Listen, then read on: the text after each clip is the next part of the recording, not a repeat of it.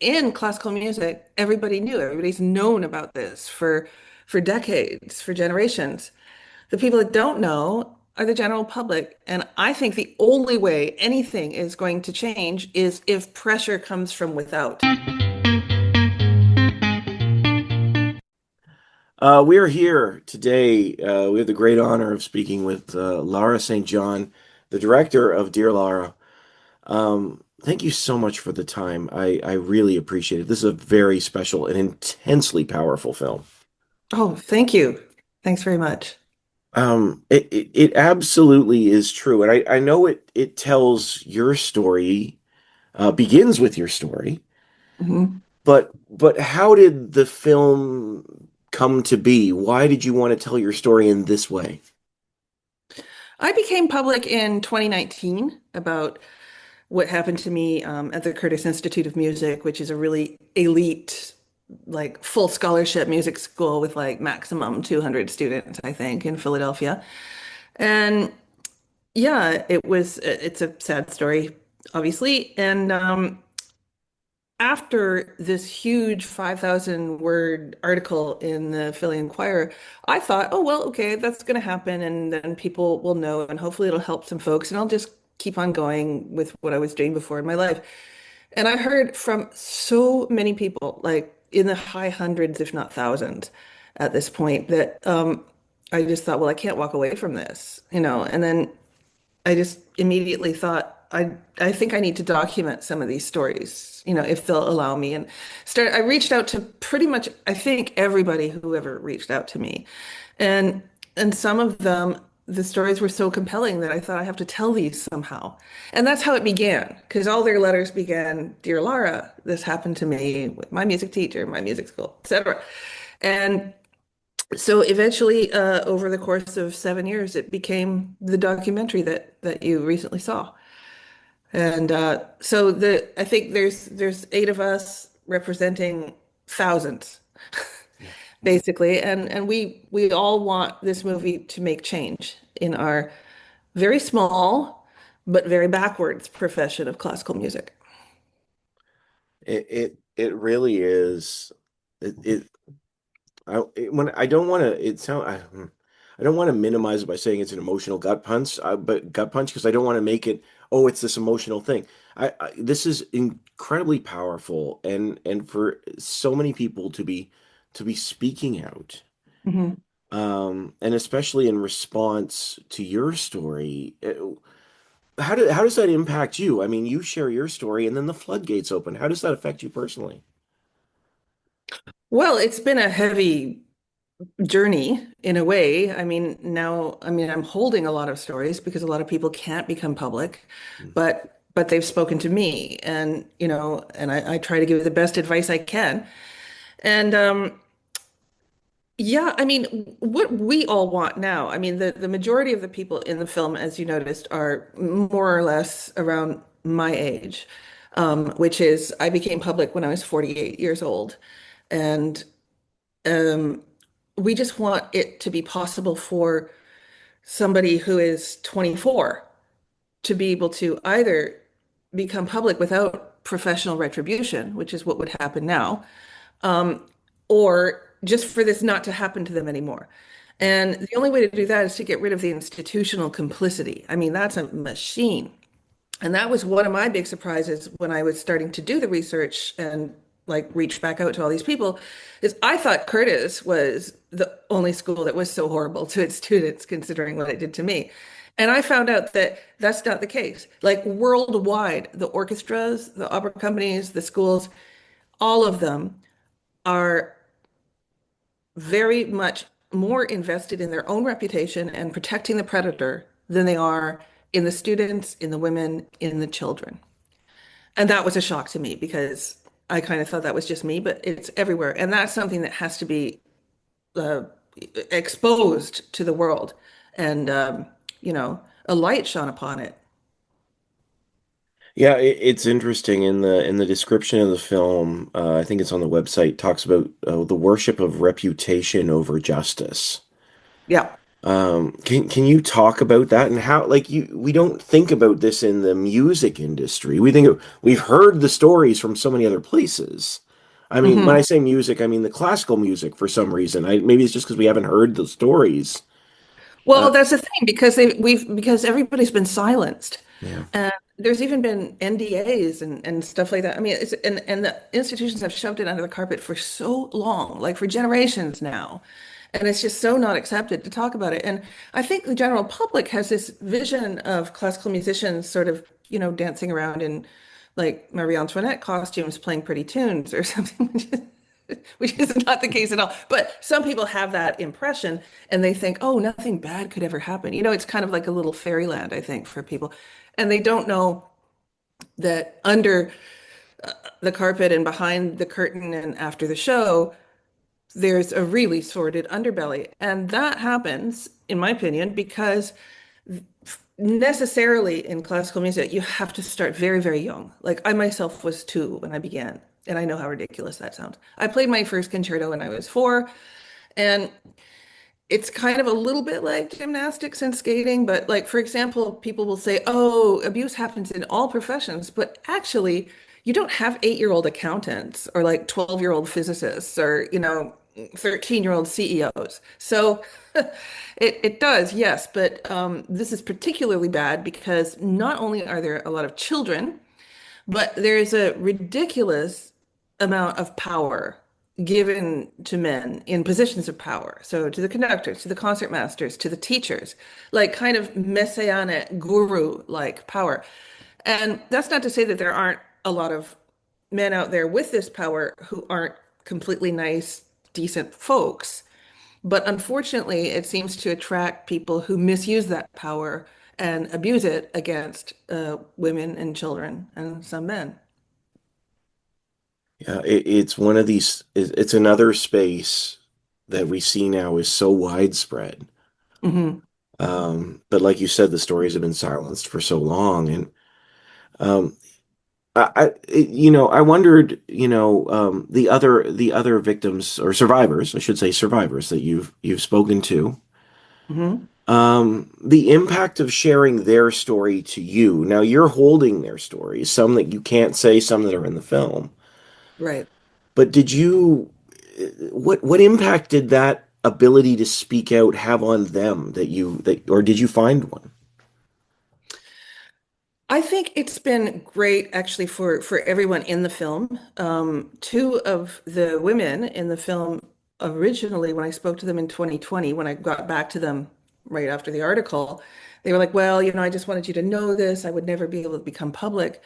And then over the course of 2 or 3 years, they're like, you know what? I have to talk about this. Come back, film me, use my name, you know? And I thought, well, wow, that's pretty intense and wonderful. And I was so glad that in the end, everybody in the film now has their own face and their own name. There's nobody behind a screen. We're not hiding anymore. And I don't want anyone to have to hide, thus the film, really.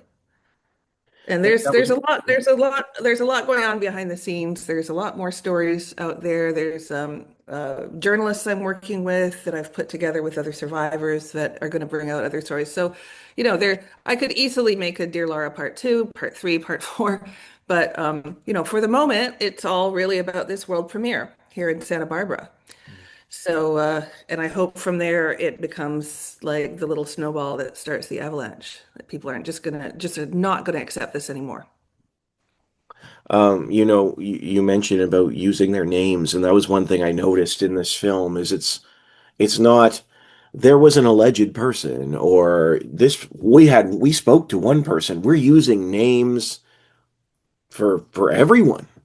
Yes. And that's incredibly powerful. Like that's were there issues with that, or are all these stories documented enough that that can be done? Because that was quite striking.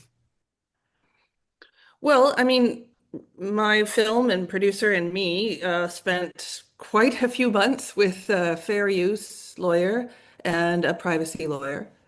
And there's at certain points, all of the stuff that happened in Manchester, England, for example, is documented. It's been documented in The Guardian, The Independent, The Times. And so, at that point, they can't really accuse us of lying or anything like that. It's out there, and they have witnesses who are talking about it and stuff. Some of the stories are breaking, in fact.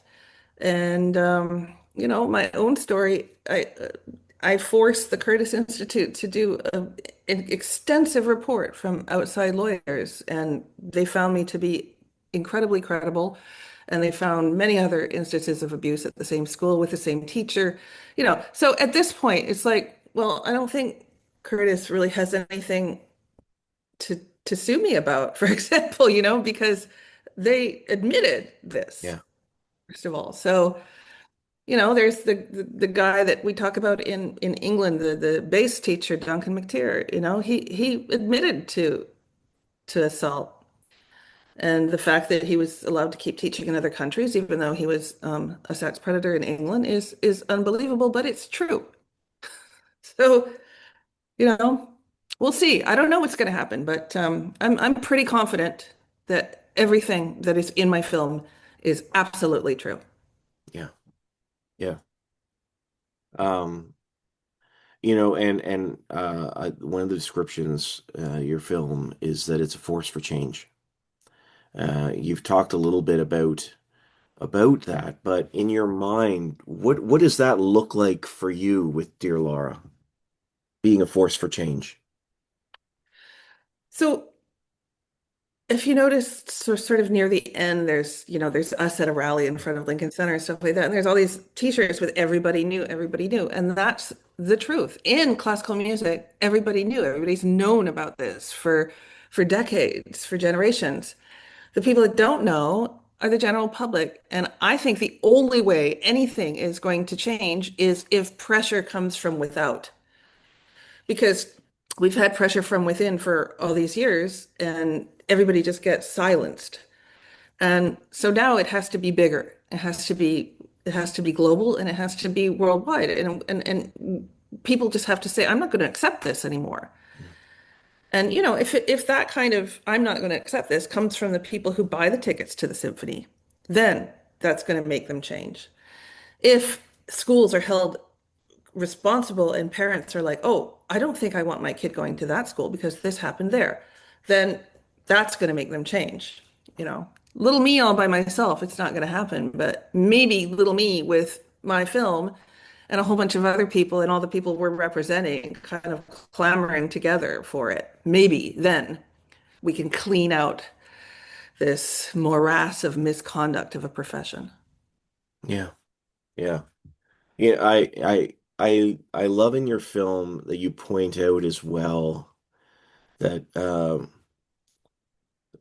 music is art and music supposed to be the height of humanity. You say at one point, and then later on you points out that music and being used sexually are fused.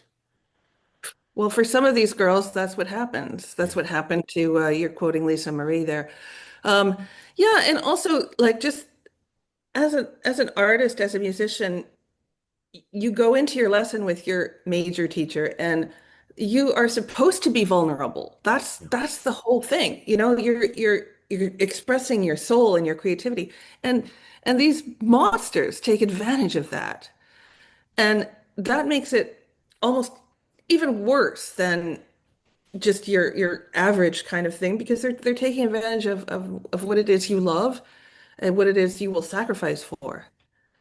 And I mean, I think it's kind of akin to, well, you remember Spotlight in 2012 and all the Yeah. trouble with the Catholic Church and all this kind of stuff. I mean, for those children, they were told that, if they didn't do terrible things, they would get killed by fire and brimstone and God and all this kind. I mean, just using that kind of belief system against children I don't think there's a whole lot more evil in the world.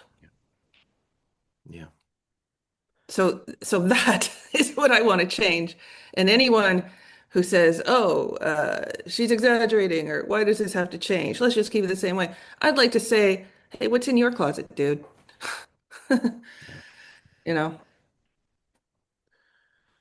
but Um, yeah, absolutely. Absolutely. I mean, this is and like I said, this is a film that speaks truth honestly, forthrightly, and I'm going to use the term flatly, but I just mean bluntly. It's like it's just this is what happened, and this is what continues to happen, and it needs to stop happening. right. And that's one of the things I appreciate it so about it so much. Thank you. It's very well spoken and well said, and Well, uh, I think that's also because, at first, before I had my producer and my team, it was just me and a little camera. But at the same time, my whole point was to be able to go and talk to these people, and they know who they're talking to. They know my story because that's why they reached out. So obviously, they know my story. right. That way, they're talking to a fellow musician, a fellow survivor.